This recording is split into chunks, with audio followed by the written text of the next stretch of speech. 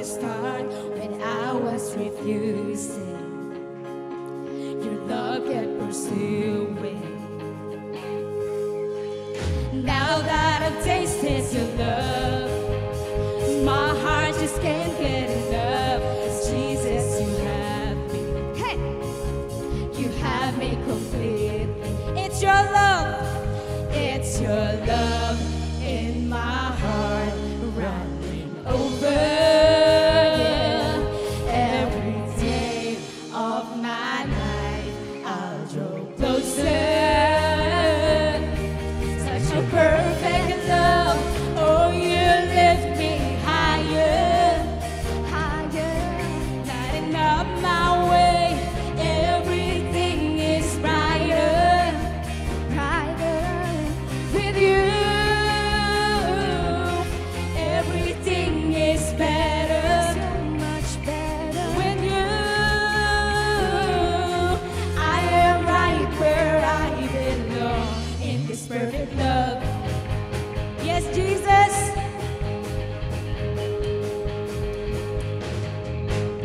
No matter what I go through, Lord, I keep my eyes fixed on you. 'Cause Jesus, you're faithful. Yes, Jesus, and you were able. Now it's your love in my heart running over. Every day of my life I'm gonna draw closer to you. Such a perfect love. Oh, you lift me higher, higher, lighting up my way. Everything is brighter, brighter with you. Everything is better, so much better with you. I am right where I belong. Now every part of my heart is now open. Make your home in my heart. You are welcome. One more time. Every part of my heart is now open. Make your home in my heart. You are welcome. Let's sing. Oh, yeah. Let's praise God. Hallelujah. We praise your name, Jesus. You're welcome. Yes, Jesus. Jesus, you are welcome. Oh, Jesus. Let's sing. Such a perfect love. Oh, you lift me higher, higher, lighting up my way. Everything is brighter, brighter with you. Everything is better, so much better with you. I am right where I belong in this perfect love.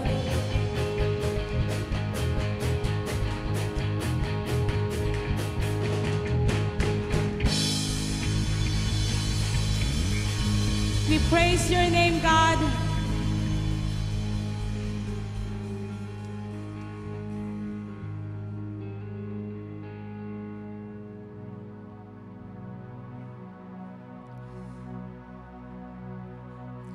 Yes, Jesus. We will worship your name, God. At sa mga oras na ito, Panginoon, lumalapit kami sa iyo. Dumudulog kami sa iyo, Panginoon. Hindi ko alam, Panginoon, ang sitwasyon at estado ng bawat isang narito, Panginoon. But God, allow us, Lord, to come to your presence, God. Allow us, Lord, na lumapit sa iyo sa presensya mo, Panginoon, at ma-encounter ka sa mga oras na ito, Panginoon. Hallelujah. Let's sing. Are you hurting and broken within? Overwhelmed by the weight of your sin? Jesus is calling. Have you come to the end of yourself? Do you thirst for a drink from the well? Jesus is calling.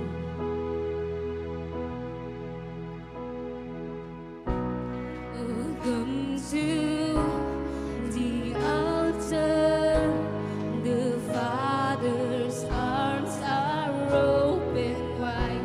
Forgiveness was bought with the precious blood of Jesus Christ.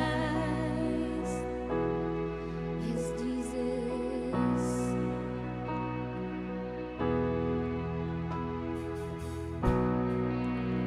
Leave behind your regrets and mistakes.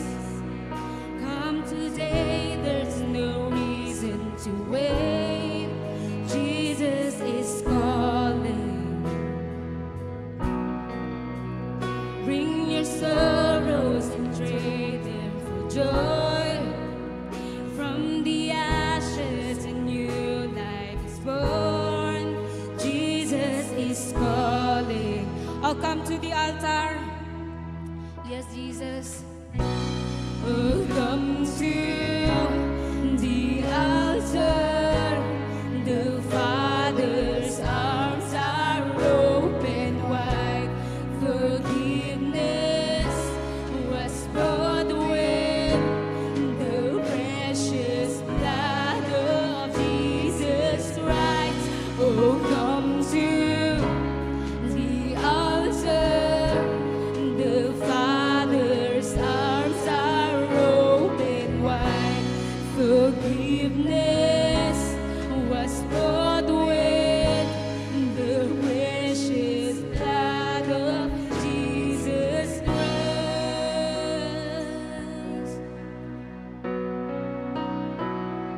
Yes, Jesus.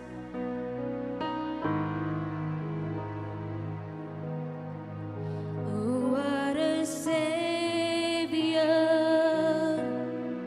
Isn't He wonderful? Sing hallelujah. Christ is risen. Bow down before Him, for He is Lord of all. Sing hallelujah. Christ is risen.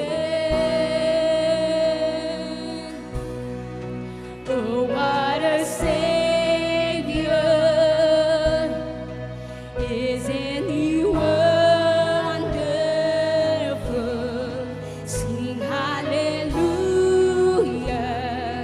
Christ is risen. Yes, God. Come on, let's worship God.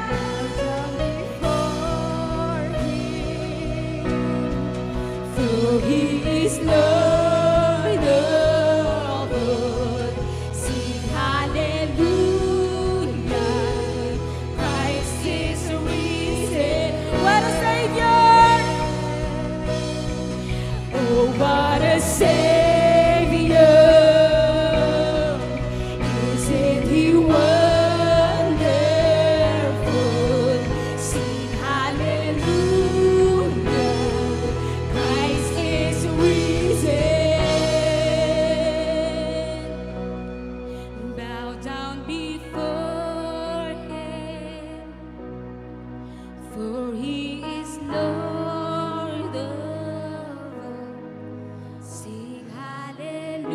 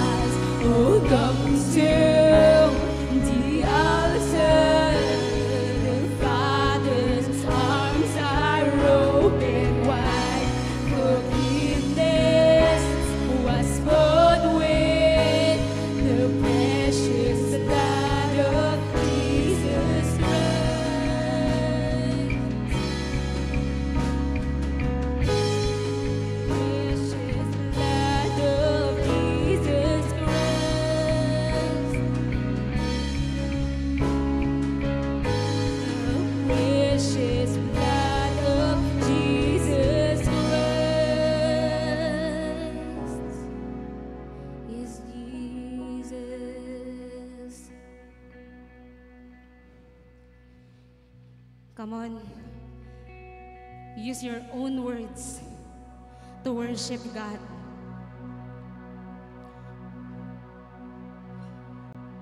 Hallelujah. We worship you, God. Salamat, Panginoon.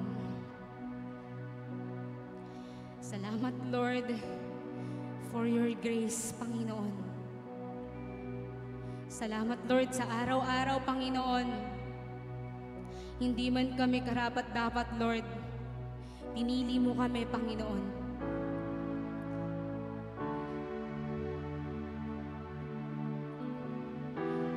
God,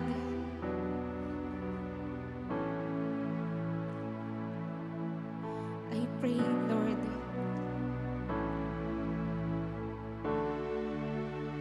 katagpuin mo, Lord God, ang bawat isa na nandito, Panginoon.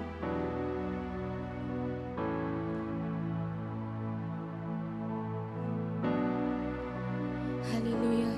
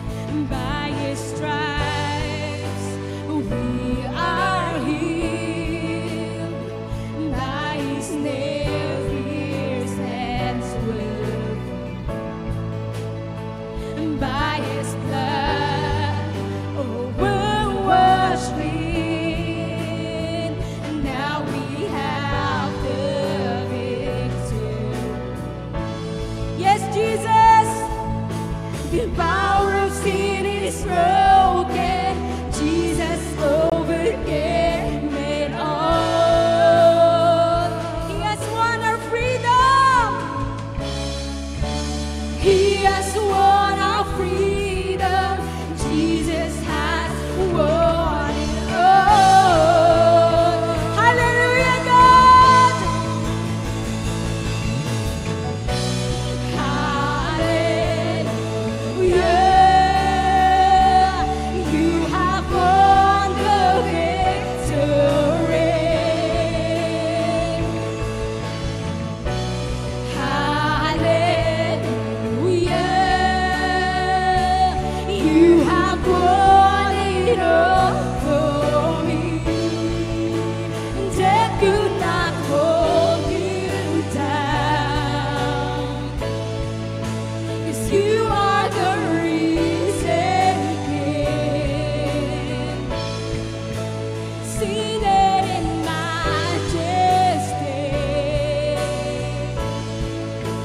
You are the risen King.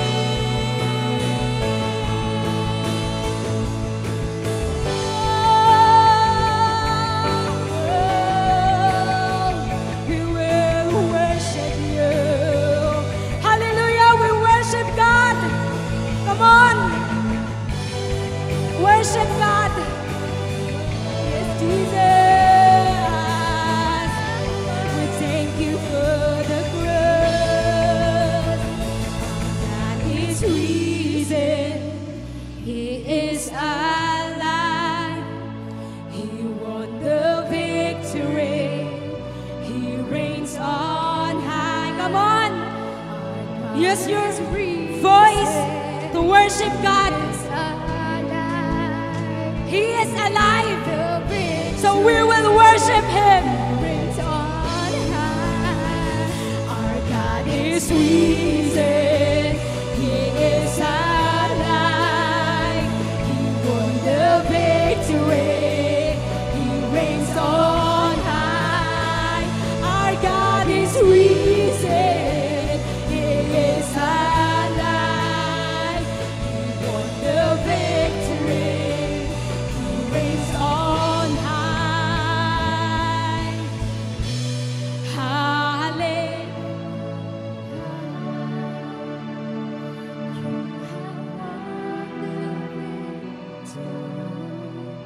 Come on, church, let's sing.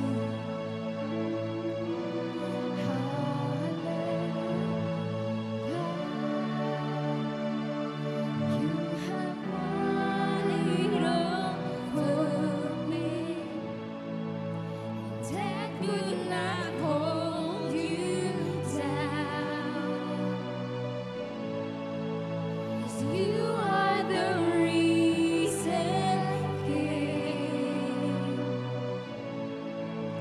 seated in majesty.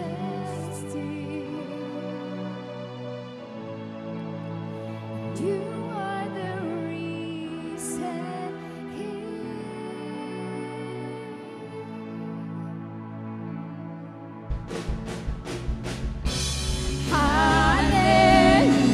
Hallelujah. You have won the victory.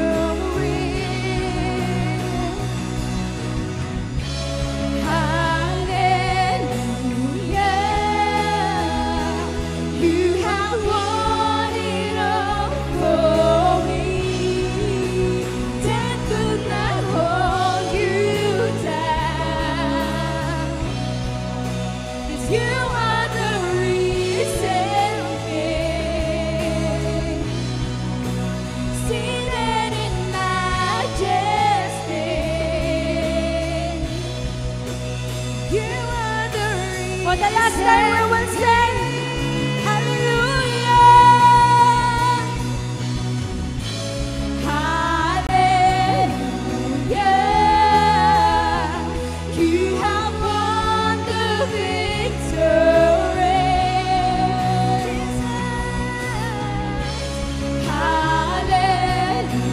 Hallelujah.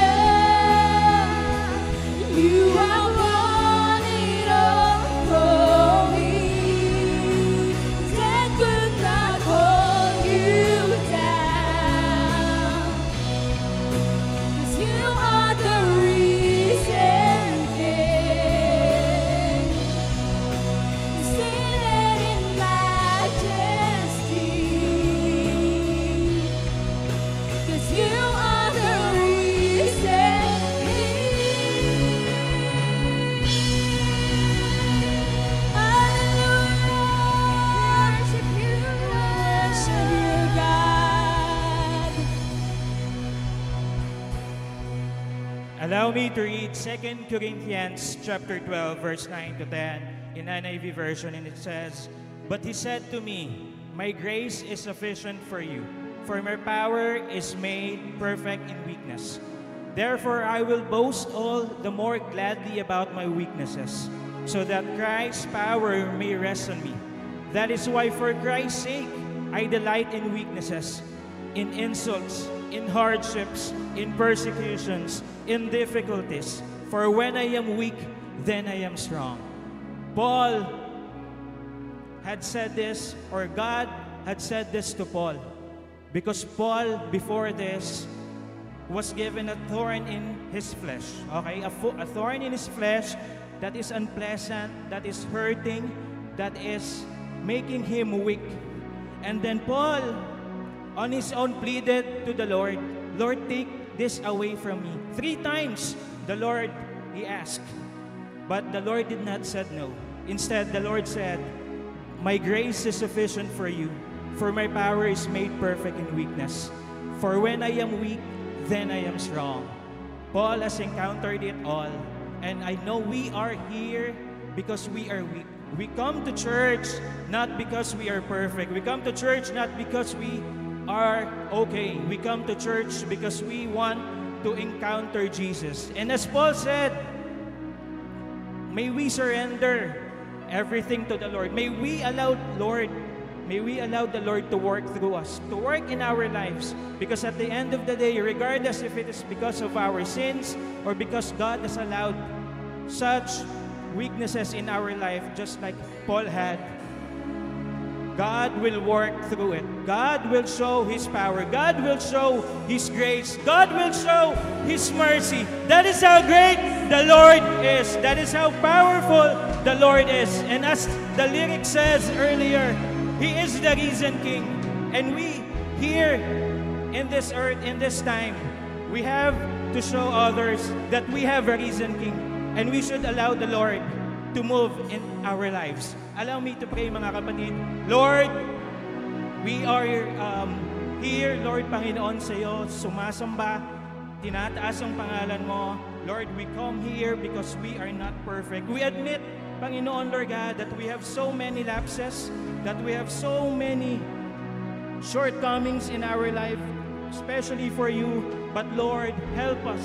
Lord, work through us, Panginoon. Lord, show us, Panginoon, your power, your grace, your love, your kindness, everything, Lord, that you have.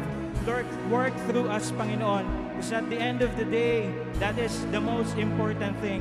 It is not about ourselves, but it's about Jesus who is working, who has risen, who has sacrificed himself in the cross. It is about him. This is not about us.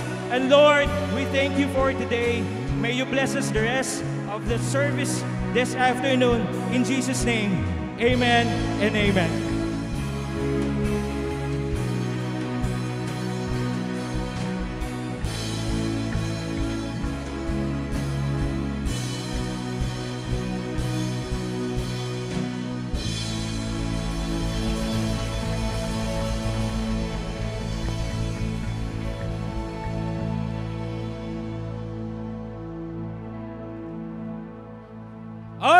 Good morning, church mates. Good morning po, online viewers. Happy first Sunday of September. Happy first week of September. Sige po, hanap po tayo or pwesto na po tayo sa ating mga pinagkakaupuan as we prepare ourselves for the word for today. Alright, thank you. Nga pala, thank you sa MOGS, sa multimedia team, and then sa praise and worship for this morning. And okay,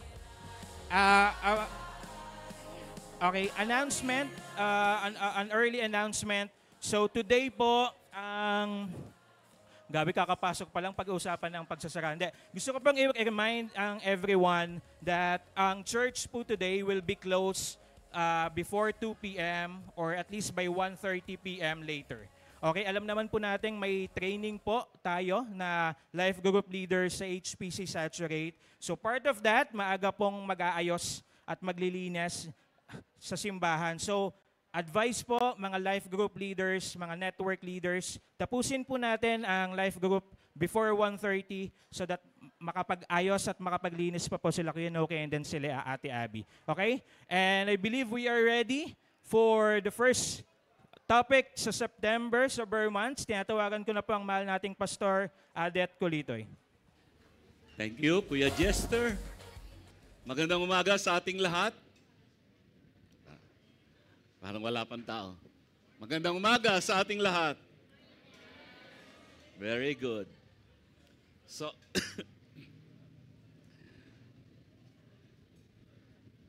gusto kong panoorin muna natin ang video na ito. Media team, pwede ba ipalabas natin yung video? Ayan.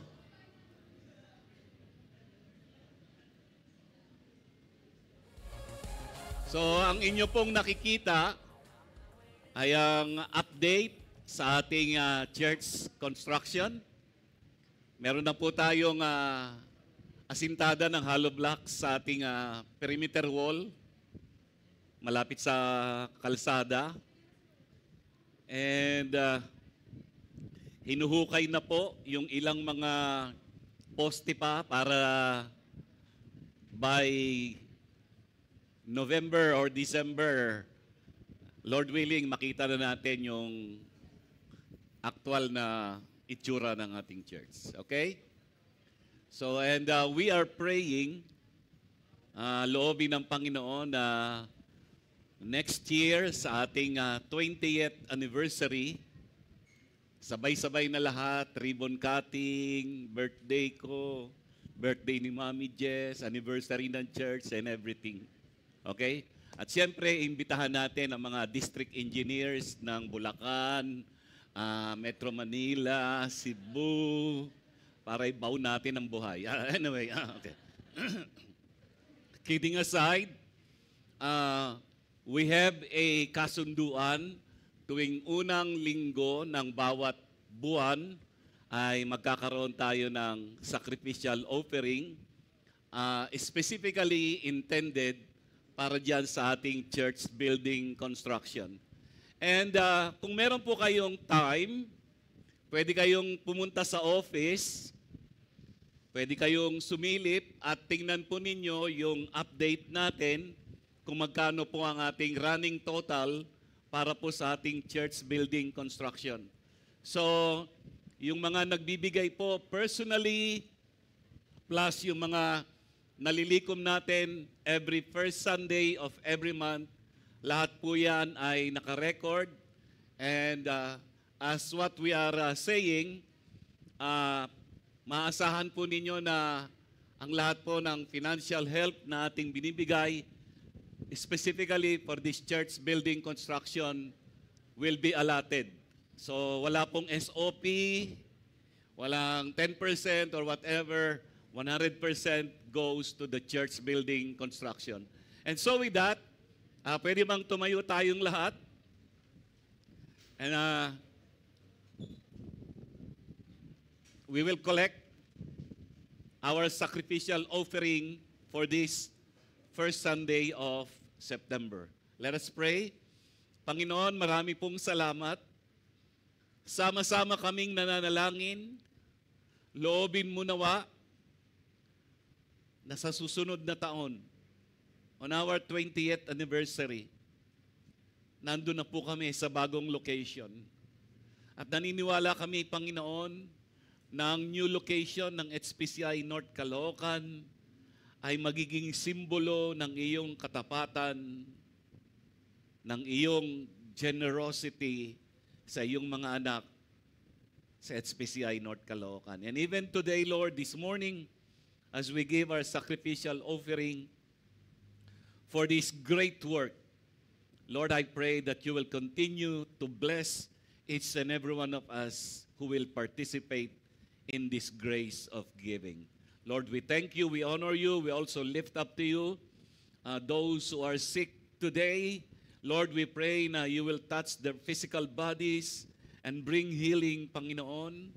Lord, we pray may mga challenges and difficulties, mga problema sa kanilang mga buhay.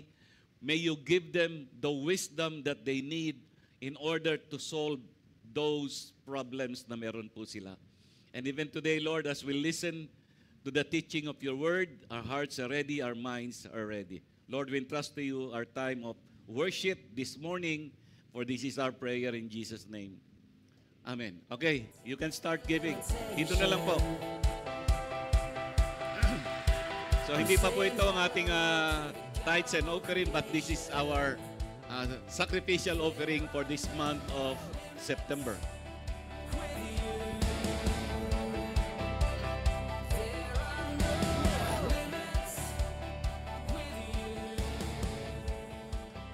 Strawberry ko.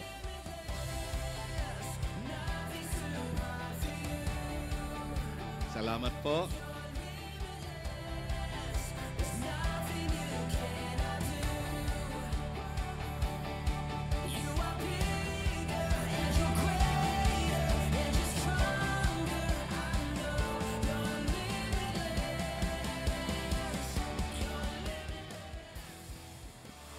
Okay, thank you very much.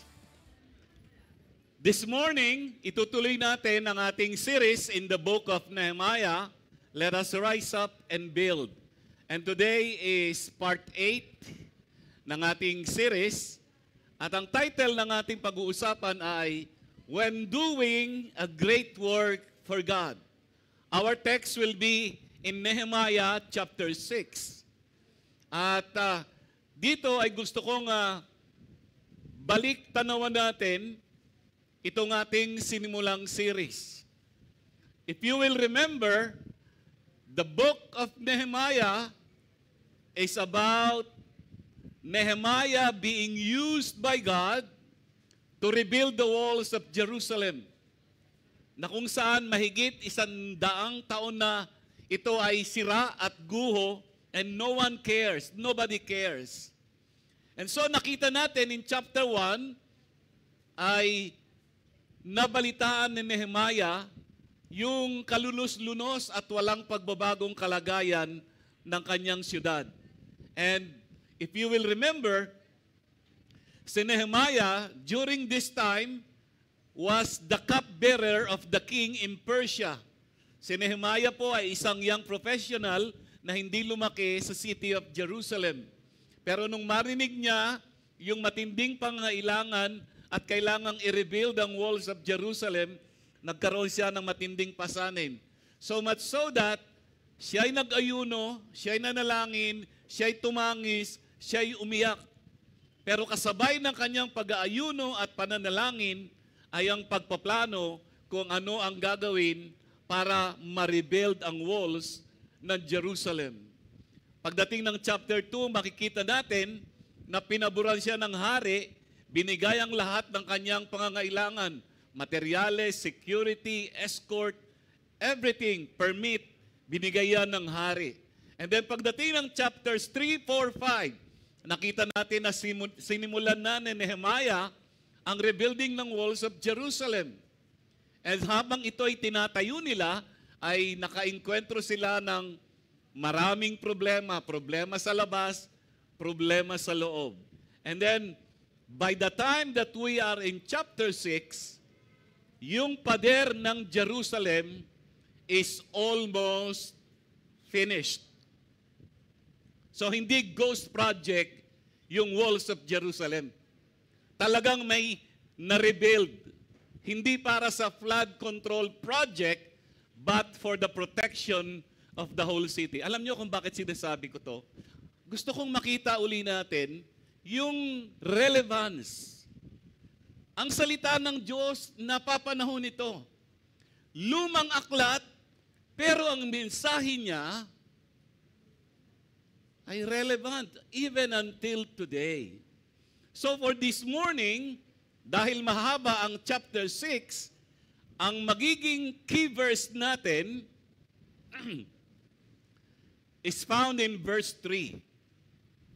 Etong sabi ng verse 3, So I sent messengers to them, saying, I am doing a great work, and I cannot come down.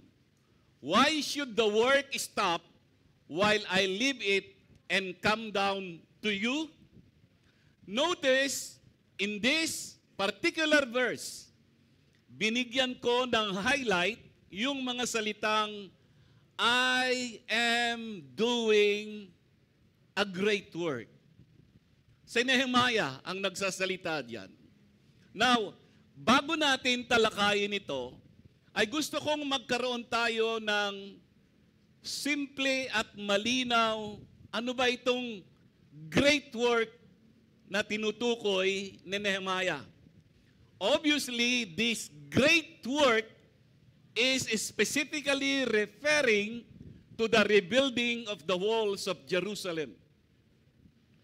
Kung inyong maalala, napakahalaga na mabuong muli ang pader ng Jerusalem, ng kanilang siyudad, kasi sa loob ng siyudad ng Jerusalem ay nandun ang kanilang temple, a place of worship. At hanggat yung pader ng Jerusalem ay hindi ayos, hindi nakalagay yung mga gates, yung kanilang pagsamba sa Panginoon will be greatly affected. And Nehemiah called this great work. And I do believe sa ating panahon ngayon ay may mga invisible walls sa ating personal na buhay, sa ating pamilya, sa ating pag-aaral, sa ating career, sa ating love life, ministry, and even in this church that needs repair. And unless we do something, our worship of God will always be affected. Gusto ko rin pong dagdagan, ano ba itong great work? Kung noong panahon ni Nehemiah, itinuturing niya na ang rebuilding ng walls of Jerusalem is his great work, in the New Testament, makikita natin, Jesus did His greatest work. And what is that greatest work? Nung ibigay niya ang kanyang sarili para bayaran ang kasalanan ng sanlibutan. Upang sa gayon, ang sino mang sasampalataya sa Kanya ay hindi mapahamak, kundi magkaroon ng buhay na walang hanggan. At kung inyong maaalala, bago bumalik sa langit ang Panginoong Jesus, ay meron siyang binilin sa kanyang mga alagad. Matthew 28. And what is that? Go and make disciples. Bakit ko to binabanggit?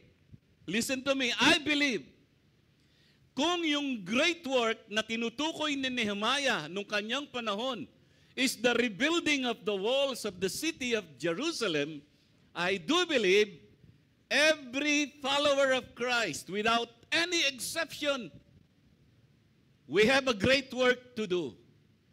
And what is that great work? Disciple making. Make disciples. Paano natin gagawin yan? Let me give you some specific examples. Kung ikaw ay may asawa, lalo na ikaw na asawang lalaki, kaya mo na pangasawa ang iyong babae ay hindi para maging happy ka. Kasama naman yon. But I do believe, tayong mga asawang lalaki, we have a great work to do. Para kanino? Sa ating asawang babae. And I believe the husband's great work is to see to it that he will reflect the life of Christ as he loves his wife. Naintindihan niyo ba ako? So sa lahat ng mga mister na naririto ngayong umaga at sa mga nakikinig, nanonood sa atin online at sa mga binata na nagbabalak mag-asawa sometime in the future, you have a great work to do. I have a great work to do. And what is that? To love your wife, to love my wife as Christ loved the church. Now, kung kayo naman ay magulang na at meron kayong mga anak, your great work is to see to it na ang inyong mga anak ay lalaki sa daan ng Panginoon. At nagpapasalamat tayo sa Diyos sapagkat unti-unti ay dinadagdagan ng Panginoon by biological growth ang ating bilang. Next month, if I'm not mistaken, ay merong manganganak At sa mga susunod na buwan ay meron pang manganganak. At malay mo sa susunod na buwan, ikaw naman ang majontis at next year, ikaw ang manganganak. Basta siguruhin mo lang may asawa ka. Okay? So what's the point? Sa Nehemiah, merong great work. Tayo rin, as a church, as a family, we also have a great work. So if you are a husband, see to it that your wife is your great work. Mahalin mo siya kagaya ng pagmamahal ni Kristo sa simbahan. Kung kayo ay magulang, disciple your children. Kung ikaw ay estudyante, see to it that you engage in disciple making in the campus. If you are a young professional, the same principle applies. You must be engaged in disciple making in the workplace. That's why gusto ko pong maunawaan natin at SPCI North Caloocan, for that matter, must be engaged in this great work, namely disciple making.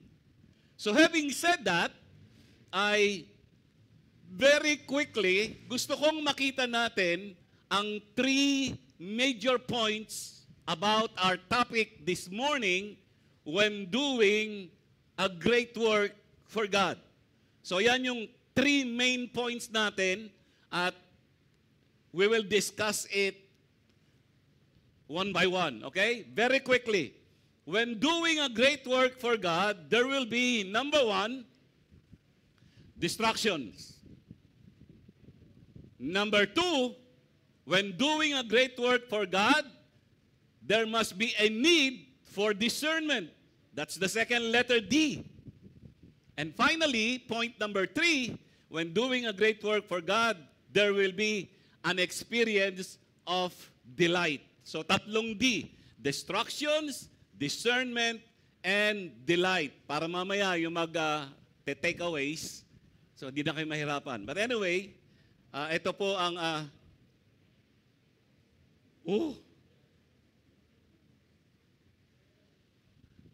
salamat sa Panginoon. Our total offering para sa ating church building for this month is 10,827 pesos. Wait. Wala pa. So yan po yung na-collect natin kanina. 10,827. Wait, there's more. Somebody gave 50,000 pesos. Wait, there's more. And another one gave another 5,000.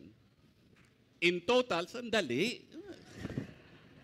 In total, ang collection po natin for today para po sa ating, ay grabe,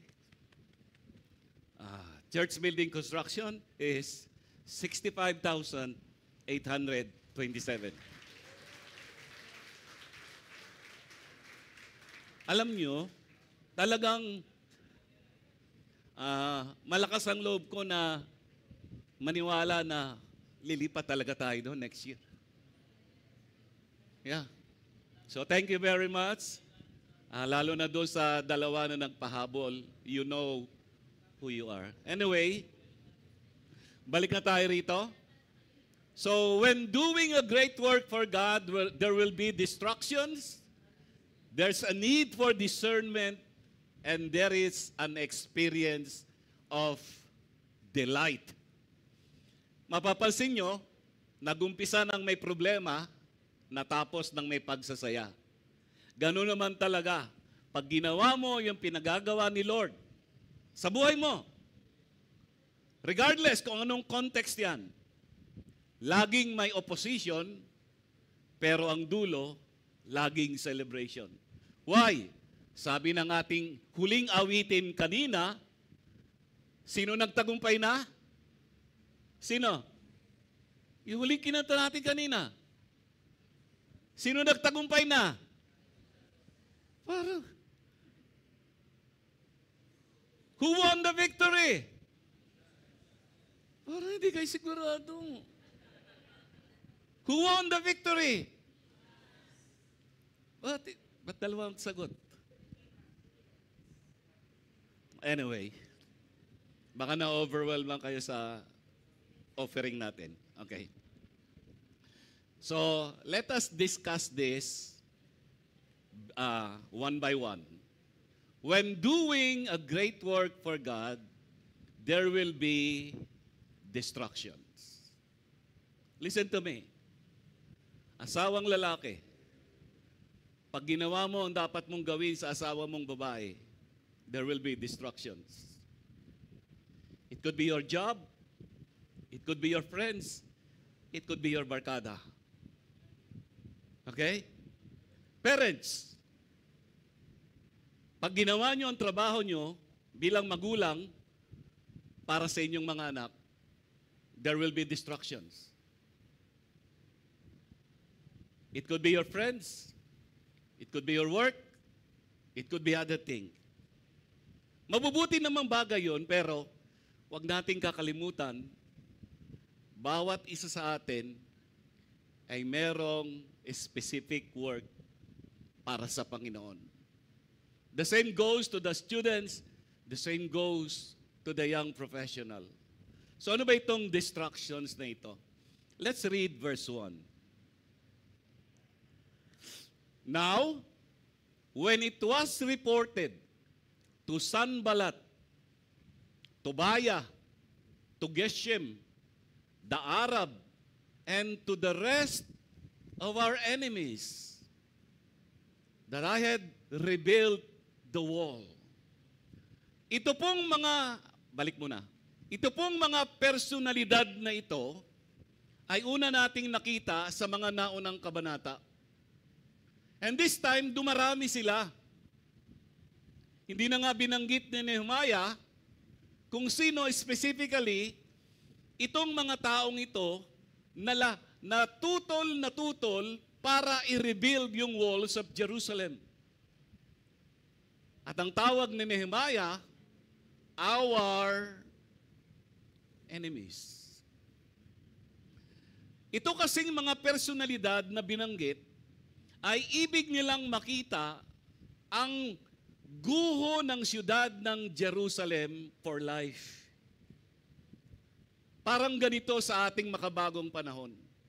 Natutuwa ako pag nakikita ko ang buhay nyo sirang-sira. Huwag nyo nang ayusin yan. Okay na yan. Parang ganon.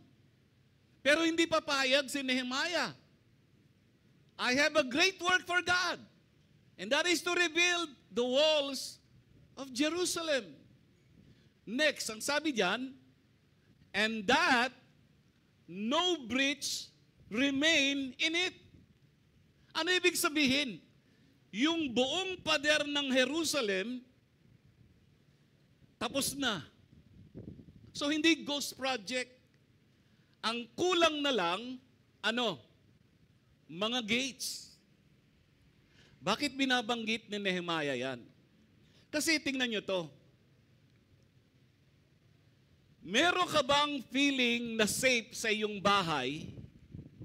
Merong gates, pero merong pader, pero walang gates. How would you feel? Anong iyong mararamdaman? Tapos na yung pinatayo mong bahay, pero walang pinto. Of course, isa lang ang damdamin. Unsafe. At ito ang kalagayan. Almost finished. 90% maybe. Hindi kagaya na ibang flood control project, kumubra na ng bayad, pero nung dinalaw, walay. So, ano itong mga distractions na naranasan personally ni Nehemiah when he rebuilt the walls of Jerusalem? Tatlong iba't ibang paraan ng distraction, ng distractions ang naranasan ni Nehemiah.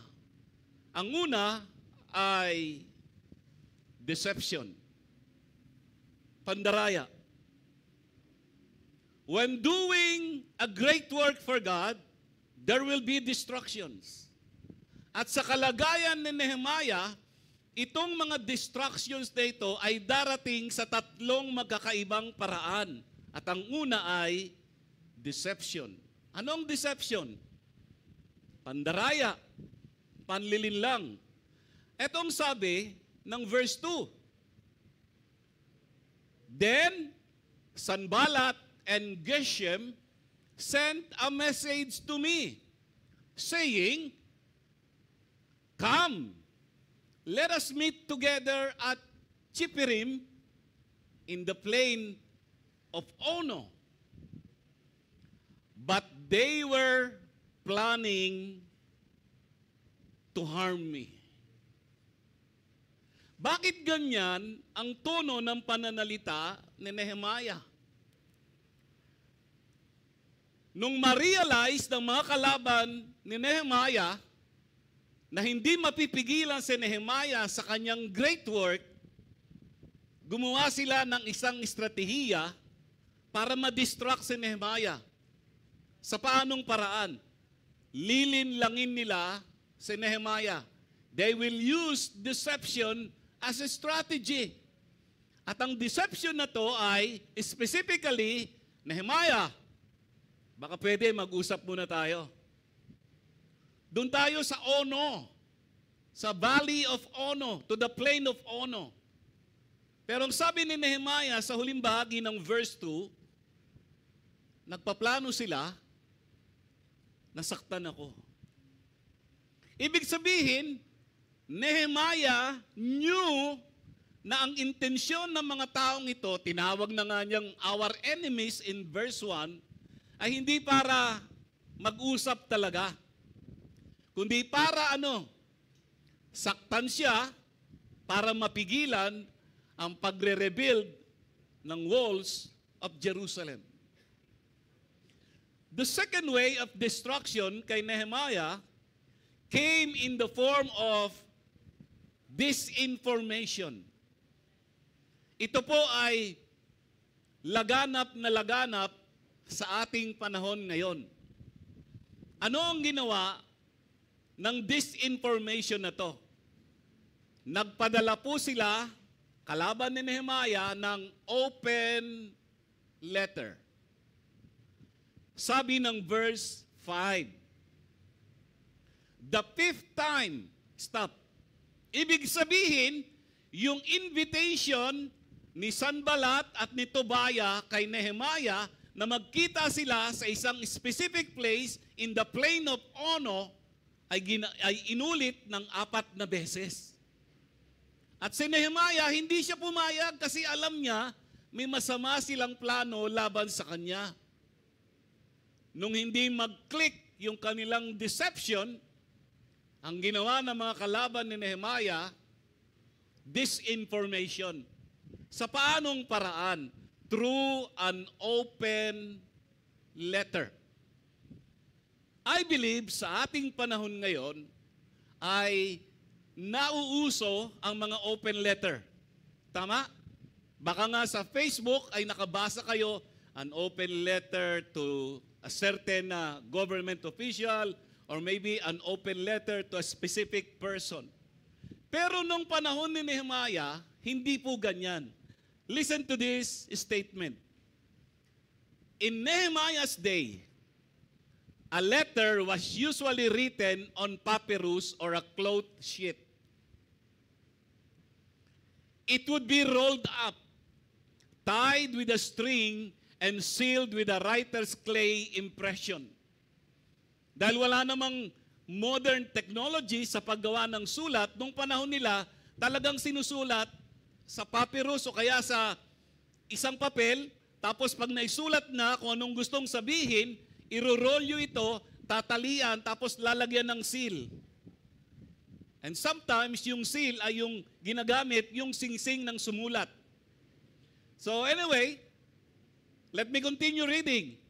That guaranteed both the privacy of the contents and the authenticity of the writer. Take note of that. Nung panahon ni Nehemiah, para matiyak na yung laman ng sulat at kung sino ang sumulat ay makakarating sa sinusulatan, walang open letter. Selyado. At dapat ang makabasa lang yung pinadala ng sulat. Okay? Let me continue. An open letter is different because it is for everyone to read it and no one to be concerned with who wrote it. Tingnan ninyo ha, nung hindi nag-click yung estratehiya ng deception, gumawa sila ng disinformation. Open letter. Ang open letter na ginawa para kay Nehemiah ay para mabasa ng lahat. Kaya lang, hindi nyo alam kung sino ang sumulat. Again, tuloy natin yan. An open letter is public property and dangerous because people tend to believe what they see in print and there is rarely a format for rebuttal. Matalino tong mga kalaban ni Nehemiah. Nung hindi umubra ang kanilang deception, gumawa sila ng disinformation, gumawa ng open letter para mabasa ng lahat pero hindi nakalagay kung sino ang sumulat. At ang problema sa open letter, pwede siyang paniwalaan ng lahat ng makakabasa at yung sinusulatan ay walang pagkakataon para i-rebut kung ano man ang nakalagay sa sulat na yan. Ang tawag po dyan sa panahon natin ngayon ay fake news. Chismis. At sa ating panahon ngayon, kung hindi tayo mapanuri sa ating mga napapanood at nababasa on social media, ay maaaring maniwala tayo sa isang fake news. Anong gusto kong makita natin? Ang estratehiya ng paggawa ng fake news, hindi na yan bago. Ginagawa yan sa ating panahon ngayon ng mas matindi, pero bago yan ginagawa sa ating panahon ngayon, ginawa na yan noon pa mang unang panahon. Ibig sabihin, gusto nilang sirain si Nehemiah dahil pag nasira nila si Nehemiah sa pamamagitan ng open letter or fake news, tigil ang construction ng walls of Jerusalem. Are you following? So, tingnan nyo to. Verse 6 and 7. Etong sabi ng verse 6 and 7. Ito yung laman ng open letter. And this is what it said. There is a rumor. Uy. Merong mga bulong-bulungan. Merong mga sabi-sabi. Kung gagamitin natin niya sa legal term, andito si Attorney Amiel, hearsay. Tama? At ang hearsay will not stand in any court. Hindi yan tatayo. Hindi yan tatanggapin as an evidence. So rumor is a hearsay. There is a rumor, ano yun? Among the surrounding nations. And Geshem tells me it is true that you and the Jews are planning to rebel, and that is why you are building the wall. Stop. Kung mababasa yan ng mga tao nung panahon ni Nehemiah, pwede nilang sabihin, kaya pala nire-rebuild ni Nehemiah ang pader, nagre-rebelde sila sa hari.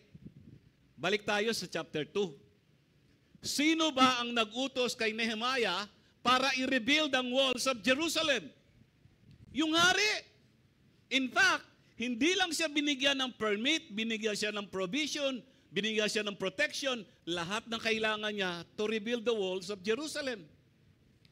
And then, this fake news dumating. At pinaparatangan si Nehemiah at ang kanyang mga kasama na nagre-rebelde sila sa hari. Pero hindi totoo yun. Kasi nga, fake news. Tuloy natin yung pagbabasa. according to his reports, you plan to be their king. Uy! Nehemiah, gusto mo palang maging presidente. Gusto mo palang maging hari. But then again, walang ganyang plano si Nehemiah. He was governor. He was the cupbearer to the king. Ano pa? He also reports that you have appointed prophets in Jerusalem to proclaim about you. Look, there is a king in Judah. You can be sure, you can be very sure that this report will get back to the king. So I suggest that you come and talk it over with me.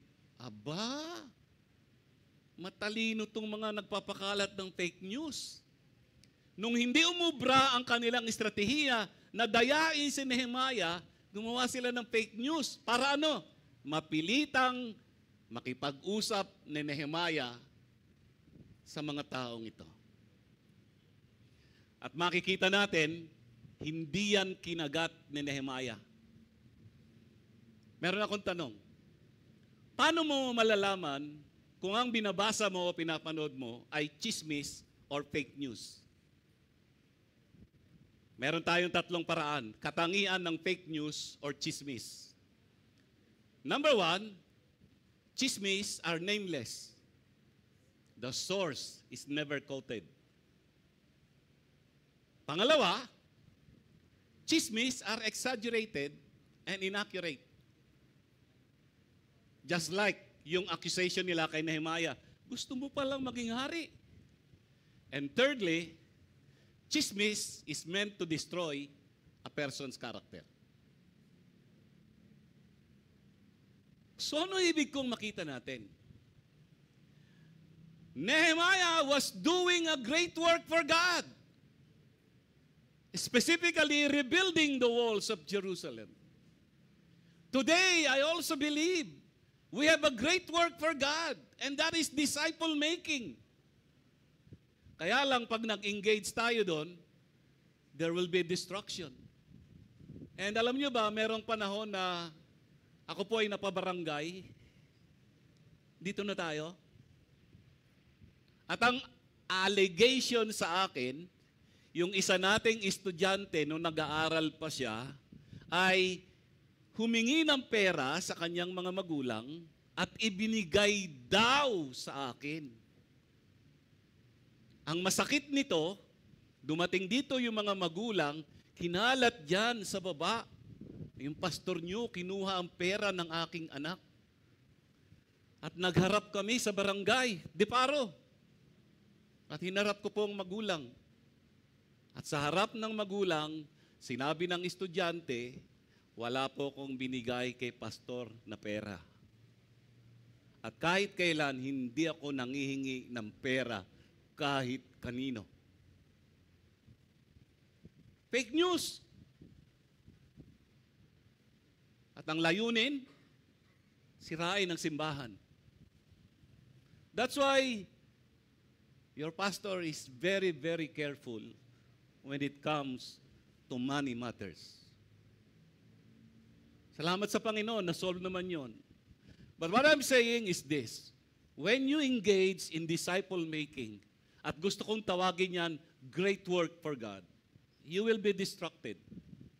Maaring in the form of deception, in the form of disinformation, pero ito pinakamatindi na distraction kay Nehemiah. Death threat. Ayaw mo makipagkita. Hindi uubra ang fake news. Papatayin ka na namin. Grabe. Ganun ba kahalaga yung pagtatayo ng pader ng Jerusalem para patayin nyo yung promotor? Ito po ang sabi ng verse 10. When I entered the house of Shemaiah, the son of Delaiah, son of Mehetabel, who was confined at home, he said, by the way, yan pong si Shemaiah, propeta po yan. At meron siyang sinabi kay Nehemiah, ano yon? let us meet together in the house of God, within the temple. And let us close the doors of the temple, for they are coming to kill you. And they are coming to kill you at night. Sino ang kaharap ni Nehemiah? Propeta ng Diyos. At ayon sa propeta ng Diyos na to, magkita silang dalawa sa loob ng templo, isara ang mga pinto kasi papatayin ka at papatayin ka, Nehemiah, ngayong gabi. Let's analyze this. Pag templo ang pinag-uusapan, hindi pwedeng pumasok ang propeta sa loob. Alam ni Nehemiah yan. Sino lang ang pwedeng pumasok sa loob? Priest. Pangalawa, hindi siya pwede, si Nehemiah, hindi pwedeng pumasok sa loob ng templo because he was not a priest. He was the governor. In other words, dahil alam ni Nehemiah kung sino lang ang legal na pwedeng pumasok sa loob ng templo, hindi niya kinagat yan. At mamaya, mamamangha po tayo sapagkat itong si Shemaiah at ang iba pang mga kauri niyang mga propeta ay nabayaran pala ng mga kaaway ni Nehemiah. Death threat. At dito makikita natin kahit anong estratehiya para ma-distract si Nehemiah, hindi siya napigilan para tapusin ang pagtatayo ng pader ng Jerusalem. And let me add this.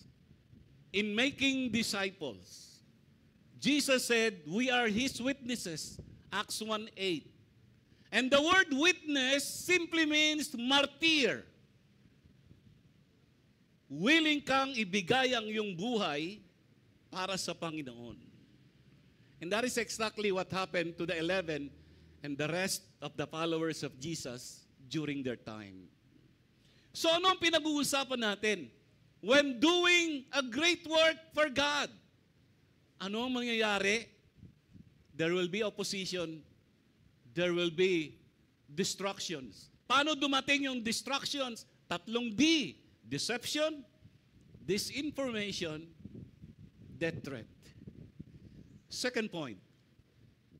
When doing a great work for God, there is a need for discernment. I like that.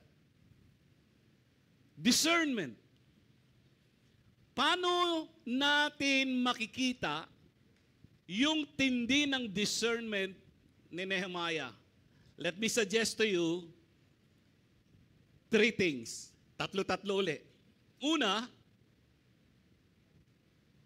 nung dumating ang distractions kay Nehemiah, hindi niya kinagat, hindi niya pininiwalaan, part of his discernment is this. He focused on the great work. Doon lang siya nakatuon. Etong sabi ng verse 2 and 3. When Sanballat and Geshem sent a message to me saying, come, let us meet at Chipperim in the plain of Ono. But they were planning to harm me. Stop. Paano nalaman ni Nehemiah na yung pandaraya, panlilinlang na sila'y magtagpo sa plain of Ono ay isang masamang balak? Kasi sabi niya, nag-iisip sila para saktan ako. That is discernment. Verse 3. So I sent messengers to them saying, I am doing a great work and I cannot come down. Why should the work stop while I leave it and come down to you? Balik natin sa verse 2. Anong lugar ang gusto ng mga kaaway ni Nehemiah na magkita sila at pag-usapan? Ang lahat-lahat. Anong lugar yan? Ono. Ono. Kapatagan ng Ono. Bakit hindi pumayag si Nehemiah na magkita sila sa lugar ng Ono? Obvious na nga eh. Ono. Hindi pumayag si Nehemiah. Let me suggest to you, Bakit hindi pumayag si Nehemiah? Number one, Ono is a wrong place. Bakit maling lugar? Ono is located about 30 kilometers northwest of Jerusalem, near the border of Samaria, which is Sanballat's home province. Uy, teritoryo ni Sanballat, babalatan siya doon ng buhay. Pag pumayag siya, at alam ni Nehemiah yan. Alam nyo, gusto kong makita nyo, Nehemiah is well-informed. And when you are well-informed, the facts, hindi ka basta maluloko. Kahit nagkalat pa ang fake news. So, hindi pumayag si Nehemiah kasi ang tindi ng kanyang discernment. Oh no, hindi pwede. Maling lugar yan. Pangalawa, Ono is with the wrong people. Sabi rito, Sanballat, Tobiah, Geshem, and the rest were not Israel's friends. While it is true that our struggle is not against flesh and blood, neither should we negotiate with Satan's representative on earth. Saan matatagpuan ang mga representative ni Satanas? Sa Kongreso. Hindi lang sila buhaya. Mga representante pa ni Satanas. You can quote me on that. Ano ibig kong makita natin? Dahil Nehemiah has discernment in the midst of destruction, hindi siya pumayag na magkita sila sa Ono because in the first place, it's the wrong place and with the wrong people. And thirdly, going to Ono is wrong timing. 4 times, tingnan nyo, 4 times they sent the same message and each time I gave the same reply. Ano ibig kong makita natin? Ang tindi ng discernment ni Nehemiah. Alam niya ang panuntunan pagdating sa templo. Alam niya ang mga lugar. Kilala niya ang mga tao. Aware siya sa timing. That's discernment. Listen to me. Dito pumapasok ang kahalagahan, alam natin ang ating Biblia. Upang kapag merong nagturo sa atin o may nagsasabi sa atin na dapat gawin ito, babalik tayo palagi sa katotohanan ng salita ng Diyos para hindi tayo maloko. Listen to this statement.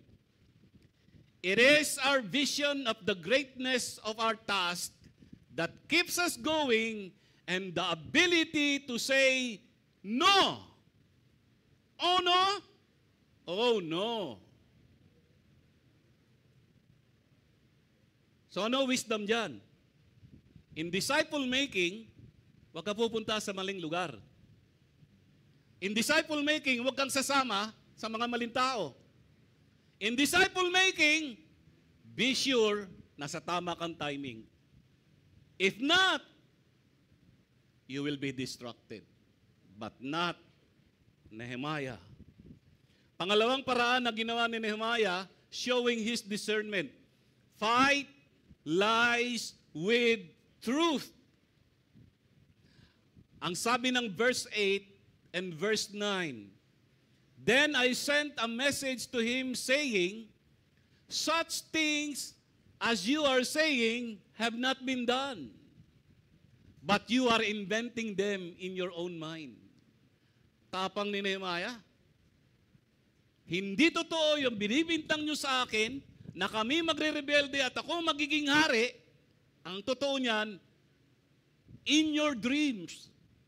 Sa isip nyo lang yung ginagawa nyo, imbento nyo lang yan. Verse 9, For all of them were trying to frighten us, thinking, they will become discouraged with the work, and it will not be done.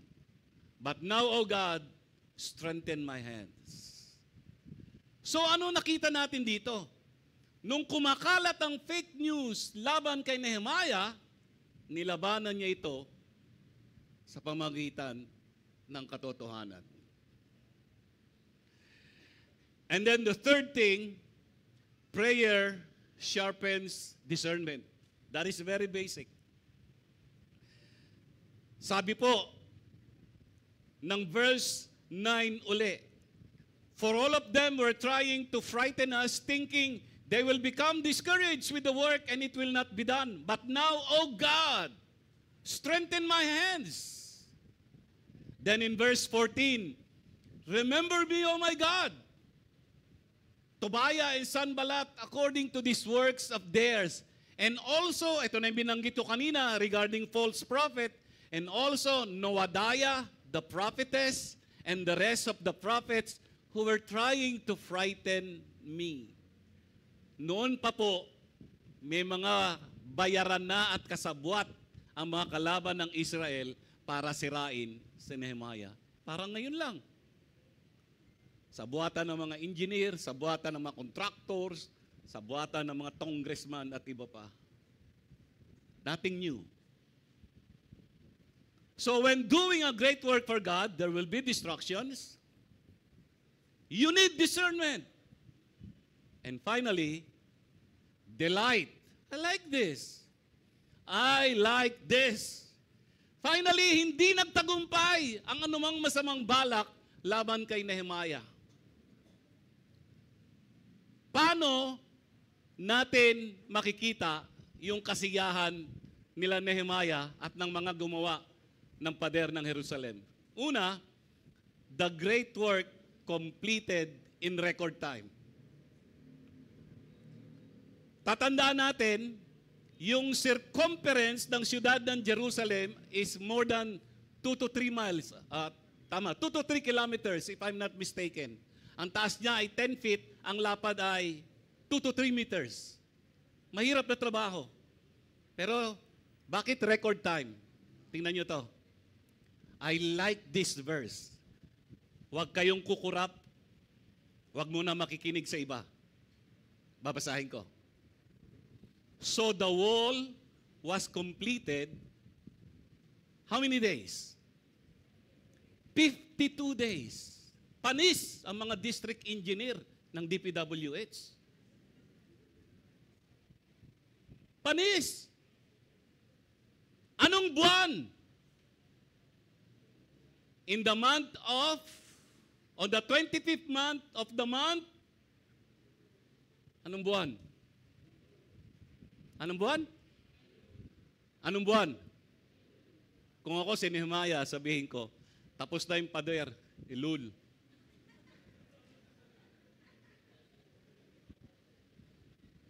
Hindi ako nagmura. Kala nyo, di namin matatapos ang pagtatayo ng pader, Elul.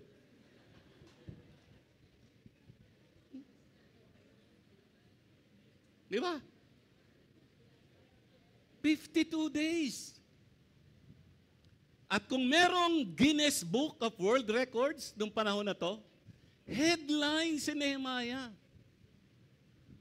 At marahil ang mababasa natin sa pahayagan o kaya sa social media, Elul sa lahat ng kalaban ni Nehemiah. Tapos na ang pader, Elul, hashtag. Of course, I'm just adding humor to this story. Yun ang kagandahan ng lengguwahe natin. Binabasa natin sa wikang Hebreo, iba ang kahulugan sa kanila, sa atin iba. Di ba? Anyways. So, natapos in record time, 52 days. Pangalawa, the enemies lost of confidence.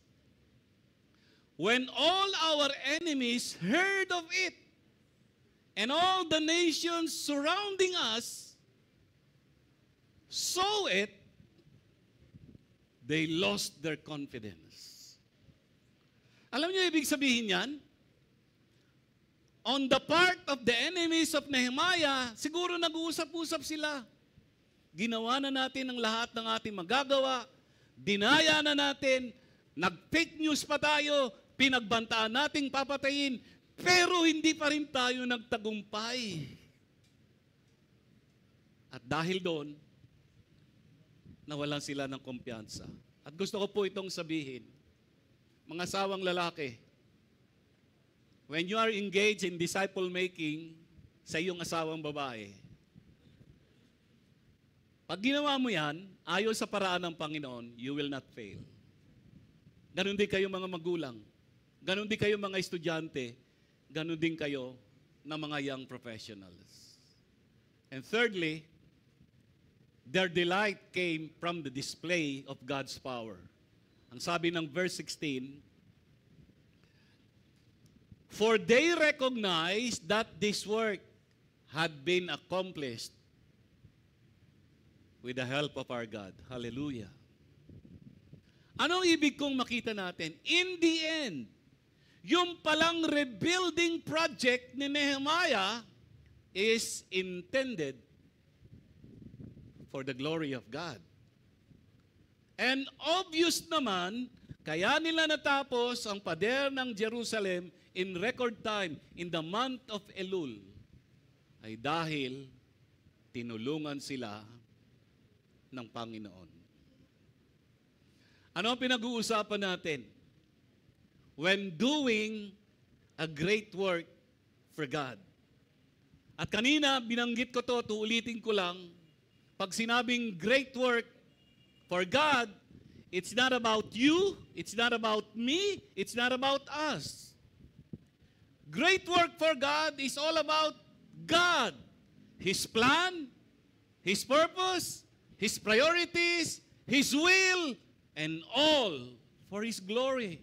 In other words, nung natapos ang pader ng Jerusalem, God gets all the glory. Not Nehemiah, not the engineers, but God alone got the glory. And that is our goal in disciple making, that God gets all the glory. Tapusin na po natin itong ating pinag-uusapan. Kanina, ang sabi ko sa inyo, ang susing talata natin sa ating pinag-aaralan is in verse 3. Pwede ba ibalik natin sa verse 3? Sa umpisa? Kaya ba? So I sent messengers to them saying, I am doing a great work. This time, ang bibigyan ko ng emphasis, I cannot come down.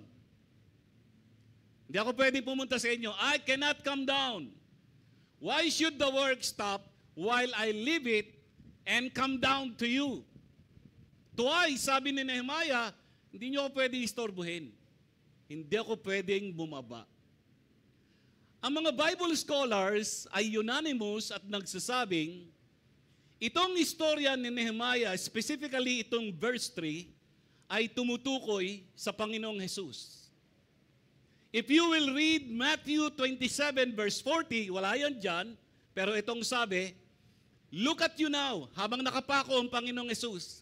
They yelled at him, you said you were going to destroy the temple and rebuild it in 3 days. So habang nakapako ang Panginoong Jesus, tinutuya siya, nililibak siya, etong sabi, well then, if you are the Son of God, save yourself and come down from the cross.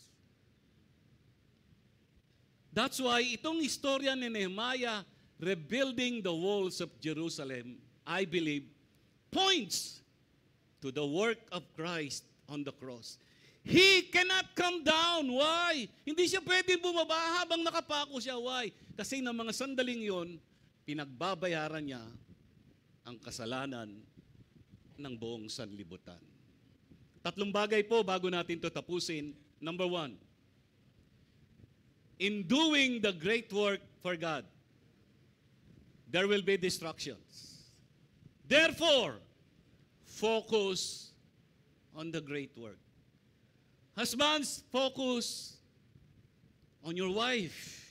May nabasa po ako. Meron pong isang survey. 9 sa 10 asawang lalaki ang naniniwala na tama palagi ang babae. 9 out of 10 husbands believe that wives are always right. Yung nag-iisa, hindi na po natagpuan kung saan napunta. Kaya ingat tayo. Baka ma-survey kayo. At wag na wag kayong magkakamali, ha? Totoo yan. 9 out of 10 husbands believe that their wives are always right. Hindi 10 out of 10. Yung isa, hindi na nila mahanap. So, focus on the great work. Parents, focus on your children. Students, focus on disciple making. Young pro, the same. Number 2, in doing a great work for God, discernment is essential. Therefore, prayer is a must. Pag hindi natin alam kung anong ating gagawin sa isang mga nakalilitong sitwasyon, ang pinakamainam na gawin, humingi ng karunungan sa pamamagitan ng panalangin sa ating Panginoon. And then thirdly, in doing a great work for God, delight can be experienced. Hallelujah! Therefore, finish well. Lahat po tayo, we have a great work for God. Maaring iba-iba. But gusto kong maunawaan natin, iba-iba man ang ating katayuan, we have to understand our great work for God for today is go and make disciples. Let's all rise up, palakpakan natin ang ating Panginoon. Let's pray.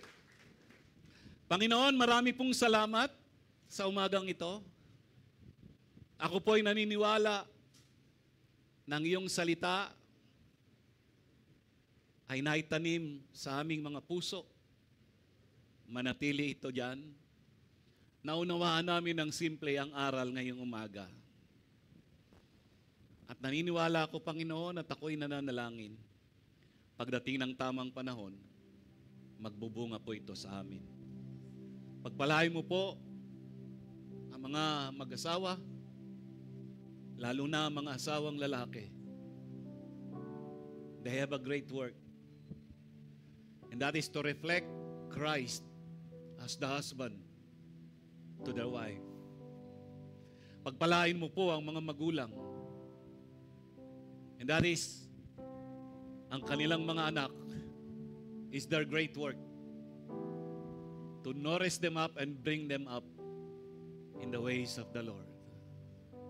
Ang HPCI North Caloocan, we have a great work to do. And that is to make disciples.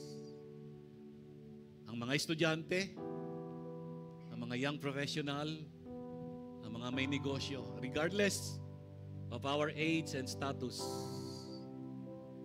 ipaalala niyo po sa amin at ilagay namin sa aming isip at puso, we have a great work to do. At dahil dito, Panginoon, nagpapasalamat kami. Kahit may distractions, you will give us the discernment para ang dulo nito, we will experience delight in doing a great work for God. Salamat po, tinatanggap na namin ang iyong mayamang pagpapala sa bawat isa po sa amin. Ito ang aming panalangin sa ngalan ni Jesus. Amen. Awitin natin yung huling awitin natin kanina.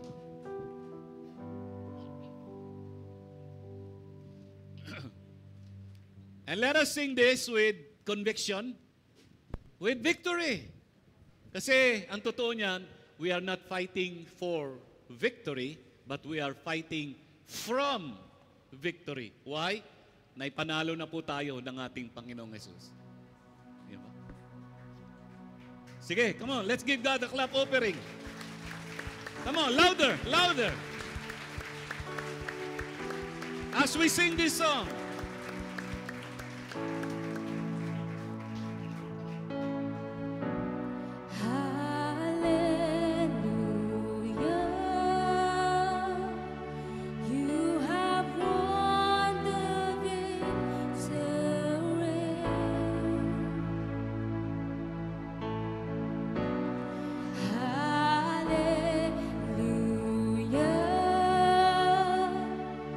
You have won.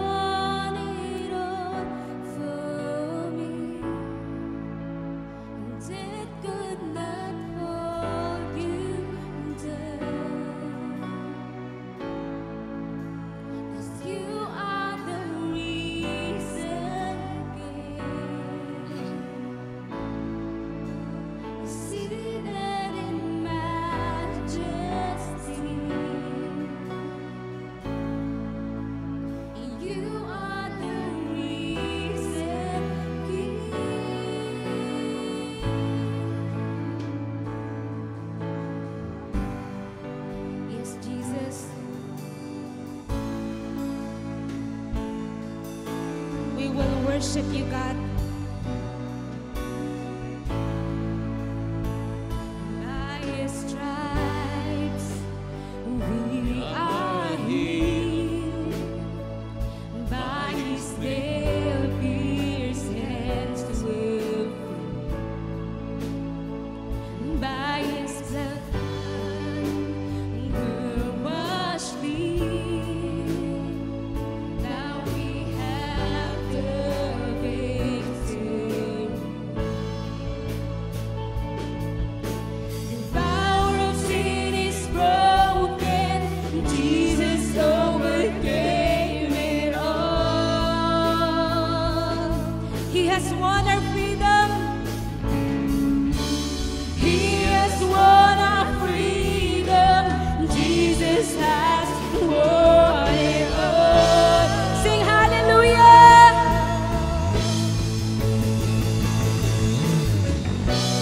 Hallelujah. You have won the victory. Hallelujah. Hallelujah. You have won it all for me. Death could not hold you down. 'Cause you are the reason thing. Seated in majesty. 'Cause you are the reason thing.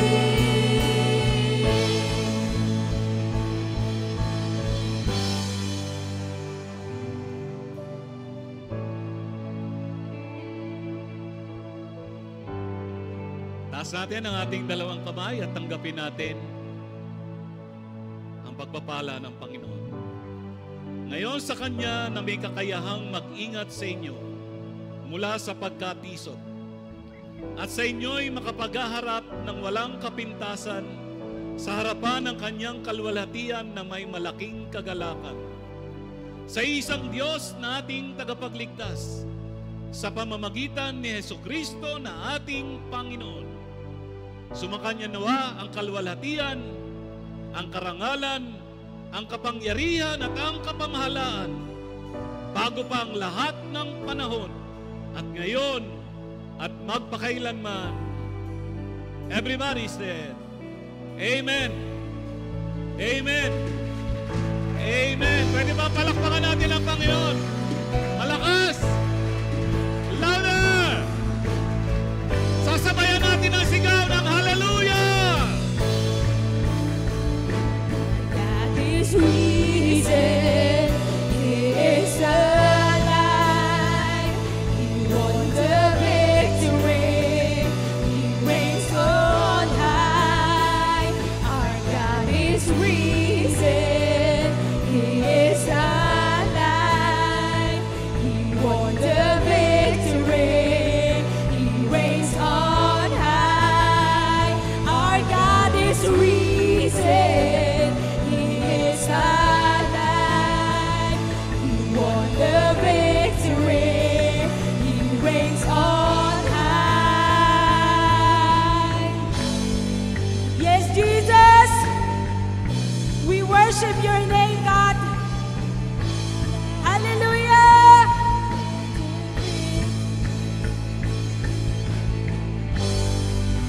Hallelujah.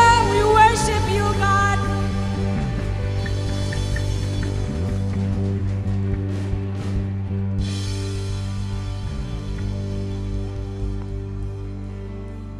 All right, thank you, Dads, for the message this afternoon, this morning. Thank you po, music team. And as we proceed po sa next part, iniimbitahan ko pong tumayo na ang bawat isa. Tayo na po tayo. Ito na po ang part for our tithes and offering. All right, sige. I'll give you time to pray for your tithes and offering. And I will close it in prayer. Let's go, mga kapatid.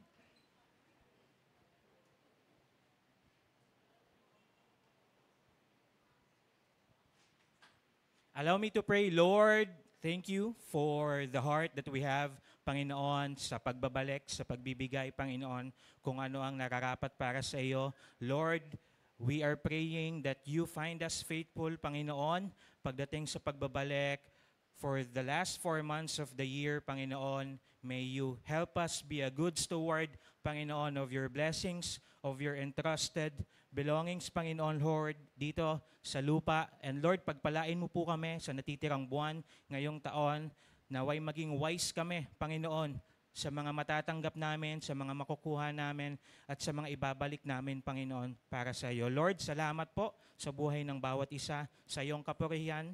In Jesus' name, amen and amen. Happy giving, everyone. And habang nagbibigay po ang bawat isa, may mga naka-flash po sa screens natin, left and right side, ng mga ministries na naghahanap ng members. Para po sa mga interesado, pwede nyo pong lapitan yung mga heads or yung mga leads na nandyan, kada ministry. I-approach nyo po sila para ma-accommodate po nila kayo. No matter what the cost may be, I pray to see your love become our cause. And, ayan, thank you, We Care team. And another reminder para po sa mga gustong magpagawa ng tithes and offering envelope, lapitan po natin ang We Care team. Okay, sila Kuya Jonel, sila Ate Rachel, sa mga gusto pong magpagawa. Same goes with the pledges. Okay, so kapag gusto po natin, for the remaining months of the year, lapitan po natin ng We Care para po makapaghanda or para mabigyan nila tayo ng mga envelope. And to add more sa announcement natin, guys, tuloy-tuloy pa rin po ang ating donation drive care of Ate Jeno and Kuya Joel. Okay, so as you are aware, ay lahat ng nabebenta or mabebenta natin ay para sa church building. So guys, please,